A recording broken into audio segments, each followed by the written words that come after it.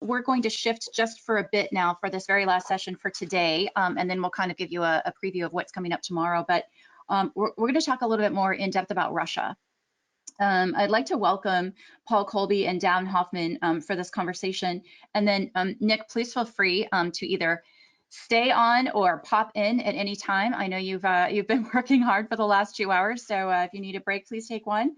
However, your insights on Russia are not only enlightening as well, but they sometimes make me laugh, and not always a funny topic.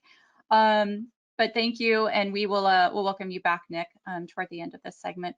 Paul Kolbe is the director of the International Project at Harvard University's Belfer Center for Science and International Affairs. And prior to this, he led BP's Global Intelligence and Analysis team. And prior to that, he served for 25 years as an operations officer in the CIA. He was a member of the Senior Intelligence Service and served as station chief and in a variety of senior roles.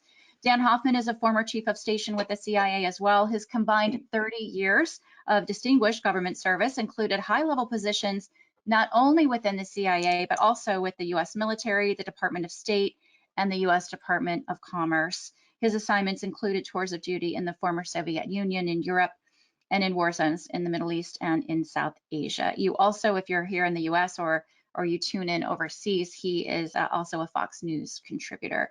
Gentlemen, thank you so much for being a part of this conversation. Really appreciate having you here. I'm not sure if you were able to hear sort of some of the very insightful comments by Sir Alex Younger, the former director of Secret Intelligence, at the beginning of our conversation, but he gave us a very good broad picture of Russia, of their aggressiveness, of where their red lines might be. And I thought we might start off this conversation with kind of your on the ground level experience. We have seen aggression against the US in particular, also against the UK with like the poisonings. The Skripal poisoning came up a little bit earlier, which Nick has written about for pretty extensively with a Cipher brief as well. So we've seen poisonings, we've seen election interference, which has been called by many in the US, you know, the highest assault against democracy. We have seen the incredible success of disinformation campaigns and the ability to divide an emotionally charged nation. What is any of this A, surprising to you, and B, what can possibly come next? How far will Russia push some of these more successful campaigns? And I shouldn't, sorry, I've talked a lot, but I shouldn't fail to mention the criminal group hacking of the pipeline in the US, because I think that opens a whole new area of conversation. Paul, let me just start off with you with all of that. Toss it over to you. All right.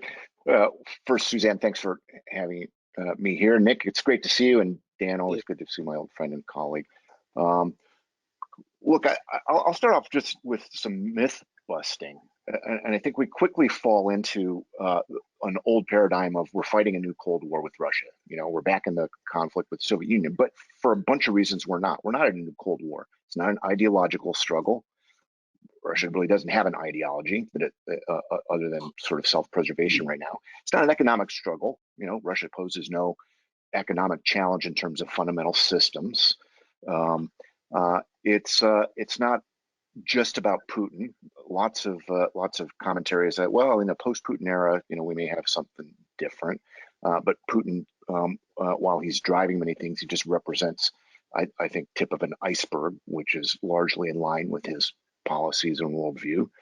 It's not a fragile country. We're constantly saying, well, Russia's fragile. It's a declining power. It's, you know, faces demographic problems. Its resources are going to be locked in the ground, but it's enormously powerful and surprisingly resilient in many different ways.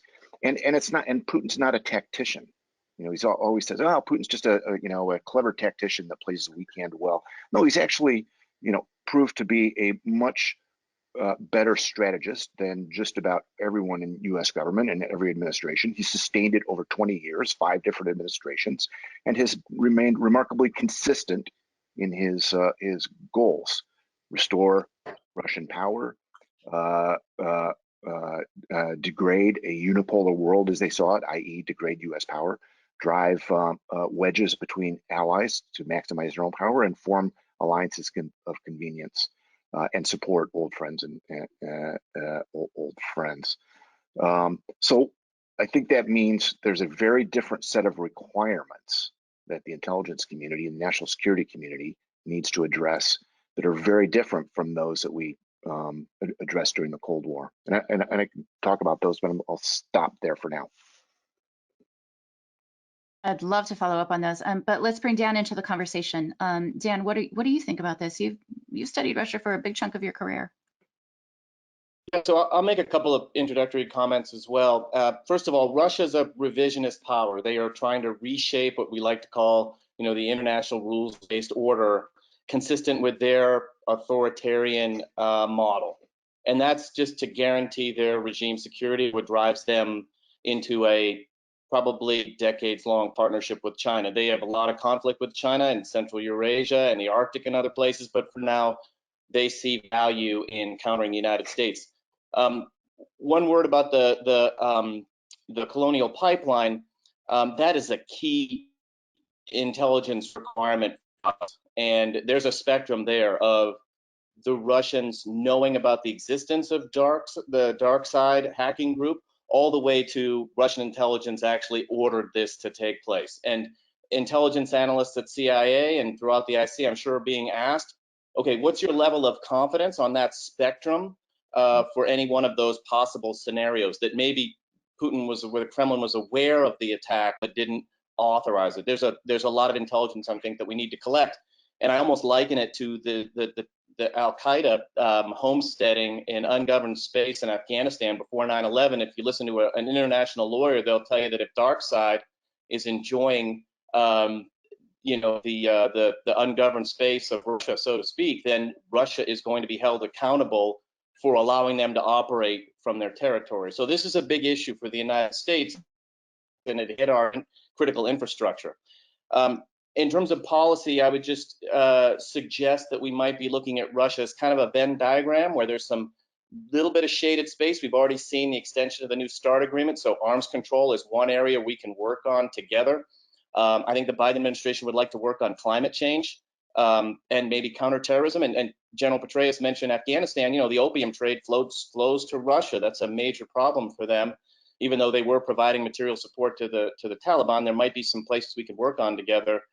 Lots of unshaded spaces. Fiona Hill likes to say Vladimir Putin is the KGB operative in the Kremlin, so he's running a lot of asymmetric espionage operations against us. He's got 80,000 troops massed on Ukraine's border, violating their territorial integrity, operating in Libya and Syria, and using chemical weapons on his own people, both at home and overseas. Massive human rights violations. So we're going to have a lot of areas of disagreement with Russia, maybe some areas of common ground. The last thing I'll say is Vladimir Putin does want to go back to kind of the bipolar world. It enhances his stature. Russia's GDP is the size of Italy's. No disrespect to the Italians, but what Vladimir Putin wants is like Yalta, where Russia is considered more of, I would say, not a partner or a part of the conflict like they are in Ukraine, but an interested party, so they could join the United States in solving the problems of others, especially in the case of Ukraine, where Russia would like us all to believe it's their sphere of influence and therefore they can annex Crimea and start a war. So those are my thoughts. I think there's the intelligence community, this is so important for us on a collection because open source just isn't going to cut it. What Putin is thinking about in the Kremlin requires clandestine sources. Mm-hmm. And Nick, I'm going to invite you to jump in here at any point too, but Paul, I want to follow up just given what Dan just said on the new IC requirements. I mean, what is going to change in this new dynamic world that we're living in? Look, I break requirements into kind of three new areas. And of course, there's the traditional areas, right? Counterintelligence, enduring requirement with Russia. Military capability, new weapon systems, et cetera, deployments, enduring threat. I will note that we've probably degraded many resources that had been focused on that over the decades and are probably scrambling to rebuild them now. And of course, plans and intentions is always a standing requirement.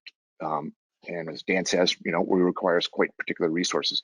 But I'd add to that kind of three new areas, right? So, and I lump them into kind of matrix buckets. So one is corrosive Russia's corrosive operations, and I put under that disinformation, truth decay, its fabulously successful efforts to inject doubt, to inject falsehoods, to inject alternate narratives into both domestic conversation and international.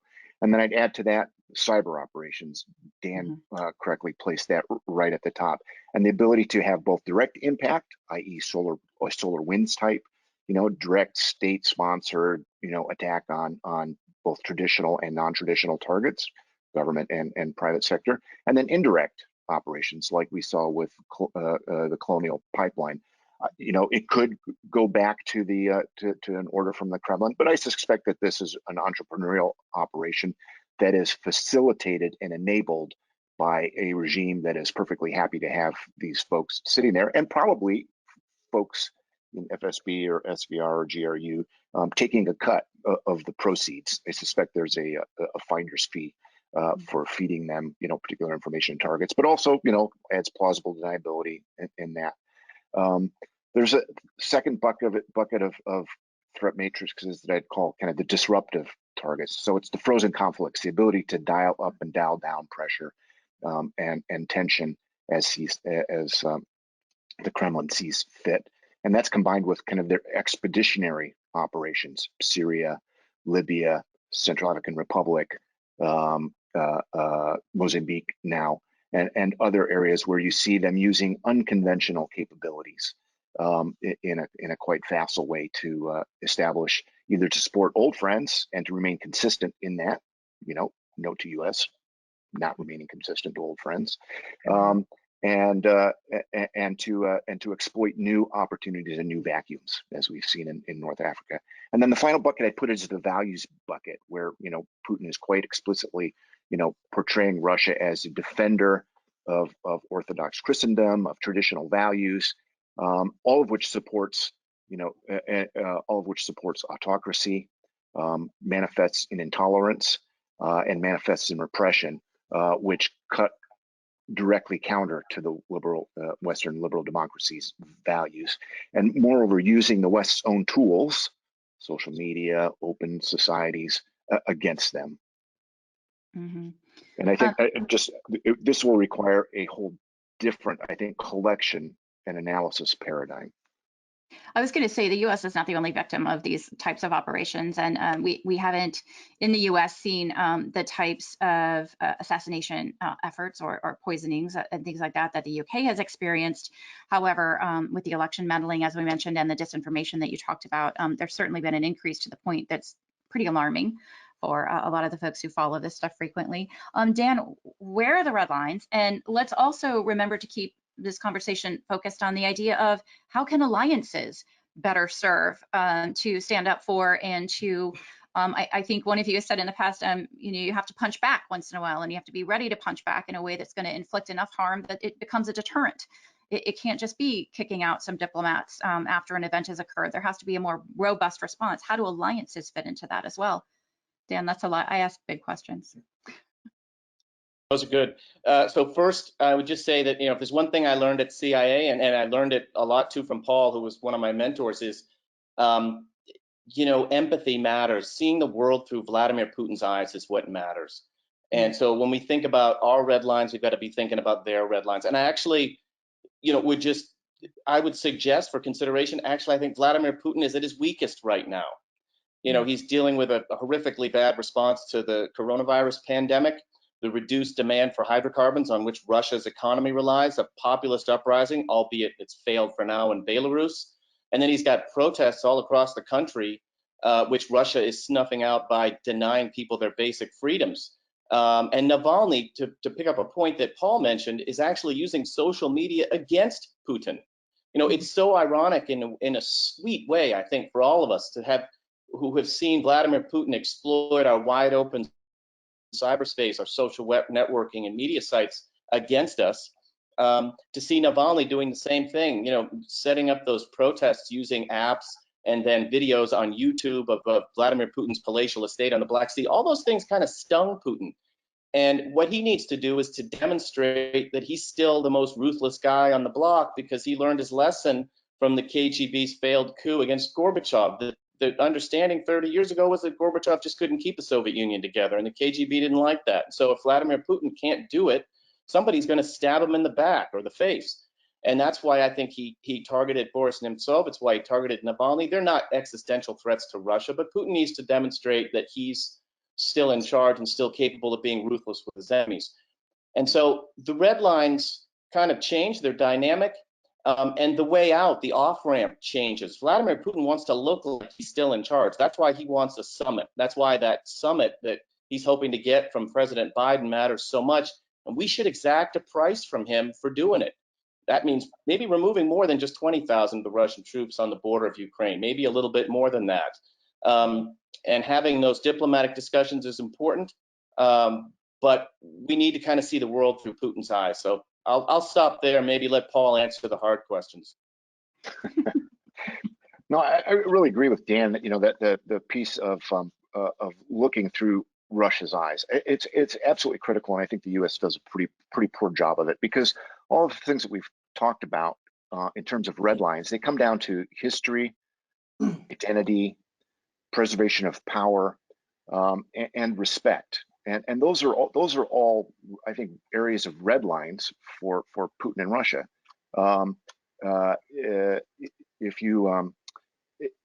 If you're undertaking activities which they see as undermining the Kremlin's grip on power, that's seen as a red line and provokes response. If you see history being denied in terms of Russia, you know, for example, Russia's contributions in World War II and carrying the burden in that, you know, that's a red line. Crossing historical borders, which create extreme neuralgia and will create war. Georgia, Ukraine, Crimea. These are areas that are red lines, but they're as much, you know, they're not as much about, I think, geography as they are about sort of geography in the mind of Russian identity. And so I think those are things that the U.S. needs to keep in mind. I'll jump ahead to one thing that Dan pointed right up front, and it's talking a little bit about China and the long game. So we spend a lot of time talking about how to counter Russia. We spend almost no time talking about how do we play the long game of actually pulling Russia closer in what over the decades or years is going to be, I think many Russians would see this, and in a quiet, you know, honest moment would agree that they face less threat from the West than they do from the East, i.e. history, tradition, religion, base economics, geography, all argue over time and under different circumstances for Russia gravitating towards the West, vice from the East, which, you know, in many ways presents some profound challenges to those very issues of Russian identity, Russian power, and Russian history. Mm-hmm. And we talked as well in one of the earlier sessions today about this sort of alliance forming between Putin and Xi, and what that could mean for the U.S. as well. So let me come back to the question about Western alliances and sort of, you know, the value system that is driving those, the cooperation, the levels of trust that have to exist, but the organization in terms of agreeing to ways to counter Russia so that they will stop some of their aggressive behaviors. Is it realistic? What should we expect? What can we hope for? I'll just make a few opening comments, and then Paul will probably have some to add. I don't think we have an ally, even in NATO, with whom we would share 100% of the same views on Russia. Those are all little miniature Venn diagrams too. Now, we share a lot with our allies, but think about Germany, Hungary, Turkey, Israel. They're all our allies, but they've got some serious interests with Russia, and especially Turkey, having bought the S-400 air defense system. So I think Secretary Blinken has been right about having to do the hard work of diplomacy with our allies. We've made it clear that we want to work with our allies, particularly NATO allies, but not exclusively. That's really important. We are extraordinarily value added on leadership and substance. and can really drive the strategy towards Russia as we have. When we've been effective against the Soviet Union and later Russia, it was with great US leadership. And when we don't have that leadership, we all suffer as a result. So it's up to, I think, Secretary Blinken and his team, to take this on as with great leadership with our allies and have a coherent strategy for dealing with Russia, but be cognizant that there are going to be things that we're going to have to iron out diplomatically, whether it's Nord Stream or Turkey-Russia relationship. Now, Turkey and Russia, kind of like Russia and China, there's a lot more that drives them apart, both historically and down the road in the future, than there is that brings them together, for sure. I mean, even in the Middle East, you start with them being on completely opposite sides in the Syrian conflict. So we need to use our soft power diplomacy. That's when I think we've been in our best with our allies to build the strategy. And together we need to counter disinformation. Paul made a really good point about that. The way to deal with that disinformation isn't to cut off free speech, it's more free speech. And we need to get our allies together with us to mount, a full throttled assault on Russia's attack on the truth. Mm-hmm. Yeah, I agree. Yeah, just comment on disinformation. Yeah, spotting it, exposing it, and countering it aggressively and across platforms and across boundaries is really important. Look, on alliances, the U.S. needs to take both a humble and assertive approach. Humble in terms of listening to allies, understanding their particular relationships, concerns. Germany and Nord Stream is a great example. I think there's a huge play with Germany in terms of, I won't say bowing to the inevitable, but at some point that last 93 miles of pipeline are going to be built. I think now's the time to cut the right deal with Germany, preserve relationships there, knowing that that's going to be a declining resource and of declining interest to Germany as Europe goes towards a carbon-free environment. Massive amounts of Russian gas are not going to be an attractive economic proposition.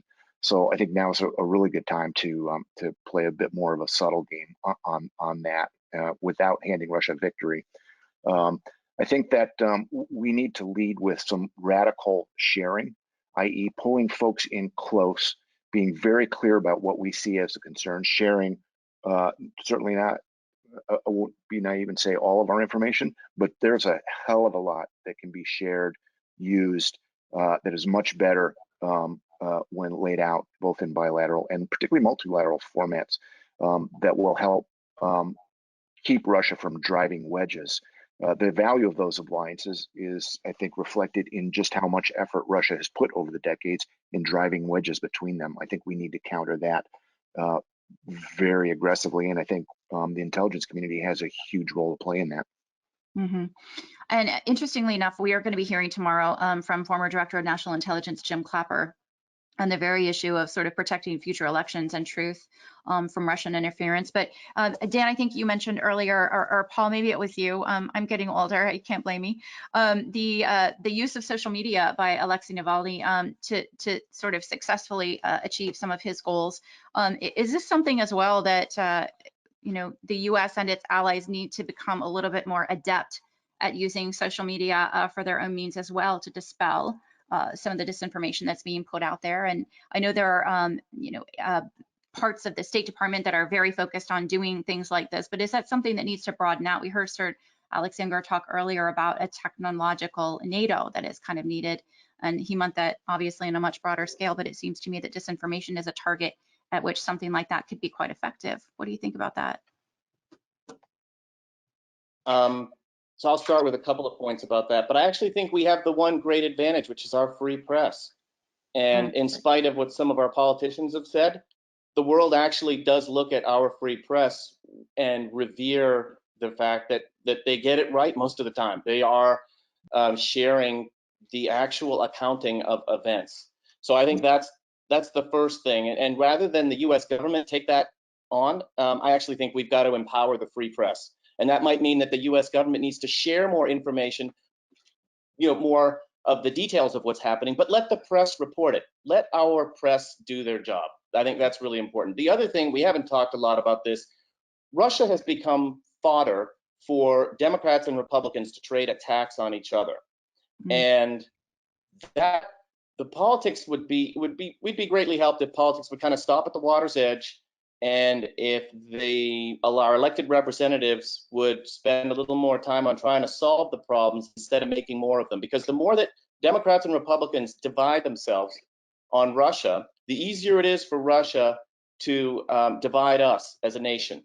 And I think that's something that continues to be lacking to this day. We've allowed Russia to invade our space. Make no mistake about it. We were extraordinarily vulnerable. We welcomed their intervention in some ways. Some people did. In other cases, we were just wide open and allowed them to exploit opportunities that we didn't do anything about because Democrats and Republicans couldn't come together on this issue. So I think that's also an element that we need to be considering. Mm-hmm. That's a great point, because it looks, and Paul, I'll get to you in just 1 second. I was just going to mention, it looks at this point, even though we have had a change of administration within the United States, that those divisions are still very much there, as you're seeing, for those of you who are watching closely, what's happening within the Republican Party right now. So Paul, I'll let you answer that as well. So I'll just add to Dan's point with an example. So it's not often I would point to the North Koreans as someone we should learn from. But if you take a look at their Sony attack, there was evil genius in that they got the files, they got the intelligence, great intelligence collection operation. But then the genius was that they just dumped them into the open press, and they let 1,000 Western journalists comb through them, finding the juicy bits. I think there's probably lots of examples of that where our intelligence capability to spot disinformation, to spot the sources of information, and to simply lay that out in a really transparent way would create a feeding frenzy of opportunity for entrepreneurial journalists to help set the record straight, identify both the provenance and bona fides of different bits of information. So I think there's definitely a role of intelligence community there, whether it's in terms of classified collection or what I think should be a much expanded open source collection capability that can be transparent with the American people, with its allies, with intelligence that is powerful, maybe not quite as powerful as some of the narrowly collected clandestine information, but which is can be more powerful because it's usable. Javed Ali, who has worked in the past for the United States government, he's now up at the University of Michigan, has a question that he submitted a little bit earlier, and I think it's relevant for this particular conversation. He says, with respect to Russian aggression, is it possible Putin would order lethal operations directly in the United States, similar to those carried out in the UK and elsewhere in Europe? And then I will just add on, why do you think they haven't done it yet? I'd say yes, and how do you know they haven't? Yeah. The ones that have been reported in our open source free press, anyway. Because it certainly took us a long time to follow up on many mysterious deaths in Russia and out, and only later connected the dots. Said, well, wait a minute, maybe this wasn't a heart attack. I don't know, Dan, what do you think? I think that there's a couple things that scare Vladimir Putin. The first one's democracy with a big D. Everything that's enshrined in our Constitution and Bill of Rights. The second thing are those he thinks are betraying him. And the reason why he used a not so plausibly deniable chemical weapons attack against Sergei Skripal in the UK is because he wants his own people in his own security services to know that he's a ruthless bastard who will kill them if they betray him. And that goes for anybody in the United States who's been resettled here. So those people are all on Vladimir Putin's target list. And I'd associate myself with just about everything Paul said about that. Excellent. Well, gentlemen, as we come to the end of our incredible conversation today, I just want to know if each of you has sort of closing thoughts for how we can move this conversation forward when it comes to the future of countering this type of aggression that we're seeing, this type of interference, and understanding that there are alliances that are being very closely scrutinized and in some cases rebuilt in the world today. Can I just add something to that, Suzanne? I'd like both of these guys to say, to tell me, do the Russians understand our red lines? Great question. And do we? I'll just say on our red lines, I think that they changed. They changed from one administration to the next. But I think that the Russians are really good at collecting intelligence on us, and it's a little bit easier for them at times than it is for us because they get to read all the open source reporting. I think that for us, just in a general sense, speaking as a retired intelligence officer, it's about hardening our defenses. That means making our democracy stronger so we're not as vulnerable to Russian attacks as we have been. And it's about detecting those threats that are multifarious from the Kremlin so that we can take the proper steps with our allies when appropriate to preempt them before they're visited on our shores. If you look at solar winds and the colonial pipeline, among a host of other things that Vladimir Putin has done to us, we didn't do a great job of getting out in front of those. And that is ultimately the challenge for the intelligence community. Over to you, Paul. Thanks, Dan. So I just say we need to make sure our own house is in order on pieces, and we need to make sure that our own capabilities and defense is strong. So recently wrote a piece on cyber that the best offense is a good defense. And I think Colonial Pipeline shows that as long as we're pervasively, massively, enticingly vulnerable, we're going to still get hit by Russia and everyone else. So we really need systemic incentives to improve our cyber defenses and capability. The second thing is we need to be a bit more consistent and sustain focus on the threats that we face. So we need to put resources commensurate with the level of threat we face. I would bet dollars to donuts that even today, the amount of resources we have in the IC devoted to Russia, as opposed to counterterrorism issues, or as opposed to even ISIS or an individual organization, Al-Qaeda, are vanishingly small, not commensurate with the focus that we need to do on it. And we need to be able to sustain that for decades to produce the officers, the experts, the linguists, the technology that provides us clarity and insight into what both plans and intentions are, what mechanisms are, and how to identify and exploit opportunity. And I think it's really important to leave on the coda of we can't look at Russia as just threat. We really do need to have a nuanced view of, okay, how do we counter in this area, but make sure that we're building relationships, building connections, building institutional ties, and maximizing interests that over time can actually have a difference in a new environment and a new administration. Excellent. I want to thank you both very much for taking the time to share these insights. There are a number of things that you brought up. And Paul, the article that you mentioned regarding cyber, the best offense and defense, I think you can just Google Paul Kolbe and the Cipher brief, and that article will pop up for folks who would like to read that. It's well worth a read. You've given us so much to think about, a new set of requirements, new ways to think about allied relationships and how to work together and understanding true red lines and what they are and getting our own house in order.